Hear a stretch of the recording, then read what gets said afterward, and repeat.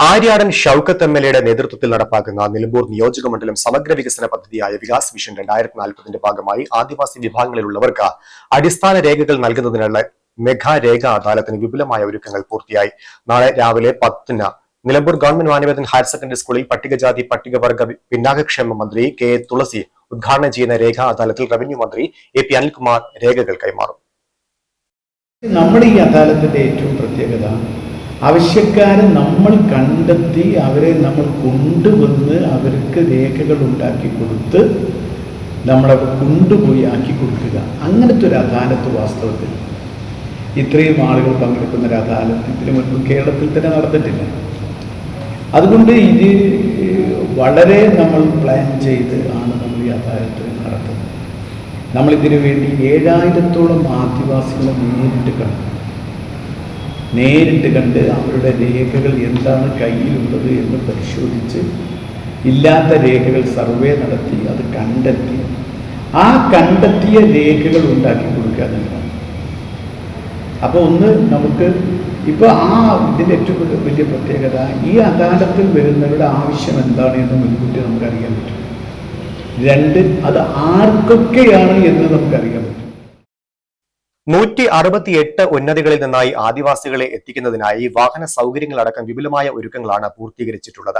വനത്തിനുള്ളിലെ ആദിവാസി ഉന്നതികളിലുള്ളവരെ വനം വകുപ്പിന്റെ വാഹനത്തിലാണ് എത്തിക്കുന്നത്.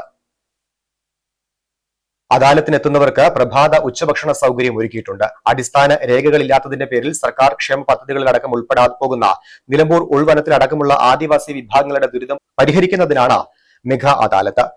ഇപ്പൊ നമ്മൾ അവരുടെ പല ആദിവാസി സമൂഹത്തിന് ലഭിക്കുന്ന പല പദ്ധതികളും അവർക്ക് നിഷേധിക്കപ്പെടുന്നു. അതിന് കാരണം ചോദിച്ചു കഴിഞ്ഞാൽ അവശ്യ രേഖകൾ അവരുടെ കയ്യിലില്ല. ഒന്നുകിൽ ആധാർ കാർഡില്ല, അതല്ലെങ്കിൽ ബാങ്ക് അക്കൗണ്ട് ഇല്ല, അതല്ലെങ്കിൽ പാൻ കാർഡില്ല, റേഷൻ കാർഡില്ല. ഇങ്ങനെ നിരവധി കാര്യങ്ങൾ 10ഓളം അവശ്യ രേഖകൾ, ജാതി സർട്ടിഫിക്കറ്റില്ല, ബർത്ത് സർട്ടിഫിക്കറ്റ് വലിയ പ്രശ്നമാണ്. 10ഓളം അവശ്യ രേഖകൾ അവരുടെ കയ്യിലില്ലാത്തതുകൊണ്ട് കഴിഞ്ഞ കാലത്ത് കുറേ ആനുകൂല്യങ്ങൾ ഇവർക്ക് കിട്ടേണ്ടത് കിട്ടിയില്ല എന്നതാണ് യാഥാർത്ഥ്യം. സാധാരണ അദാലത്ത് നടത്തുമ്പോൾ നിങ്ങൾക്കറിയാം, അദാലത്ത് നടക്കുന്നത് അദാലത്ത് പ്രഖ്യാപിക്കും, ആവശ്യക്കാർ അദാലത്തിൽ പങ്കെടുത്ത് പ്രശ്നങ്ങൾക്ക് പരിഹാരം കാണുക എന്നുള്ളതാണ്. ജനന certificate, Aadhaar card, pan card, ration card, തെരഞ്ഞെടുപ്പ് തിരിച്ചറിയൽ കാർഡ്, ജാതി സർട്ടിഫിക്കറ്റ്, വരുമാന സർട്ടിഫിക്കറ്റ്, എംപ്ലോയ്മെന്റ് രജിസ്ട്രേഷൻ, ആരോഗ്യ ഇൻഷുറൻസ് കാർഡ്, തൊഴിൽ കാർഡ്, ബാങ്ക് അക്കൗണ്ട് അടക്കമുള്ള 11 രേഖകളാണ് നൽകുക.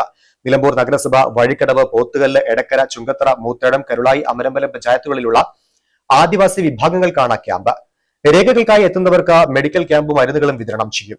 നിയോജക മണ്ഡലത്തിലെ 7000-ഓളം പട്ടികവർഗ വിഭാഗക്കാരെ നേരിൽ കണ്ട് സർവേ നടത്തിയാണ് അവശ്യ രേഖകളില്ലാത്തവരുടെ പട്ടിക തയ്യാറാക്കിയത്. സംസ്ഥാനത്ത് ആദ്യമായാണ് ഒരു നിയോജക മണ്ഡലത്തിൽ സമഗ്രമായി സർവേ നടത്തി അവശ്യ രേഖകളില്ലാത്ത ആദിവാസി വിഭാഗങ്ങളിലുള്ള മുഴുവൻ പേർക്കും അവശ്യ രേഖകൾ കൈമാറുന്നത്. പട്ടികവർഗ വകുപ്പ്, റവന്യൂ വകുപ്പ്, വനം വകുപ്പ്, വിദ്യാഭ്യാസ വകുപ്പ്, ആരോഗ്യ വകുപ്പ്, തദ്ദേശ സ്വയംഭരണ വകുപ്പ്, IT വകുപ്പ് എന്നിവ ചേർന്നാണ് അദാലത്ത് നടത്തുന്നത്. അദാലത്തിന് എത്തുന്നവർക്ക് സഹായവുമായി 100ഓളം സന്നദ്ധ പ്രവർത്തകരെയും ഒരുക്കിയിട്ടുണ്ട്.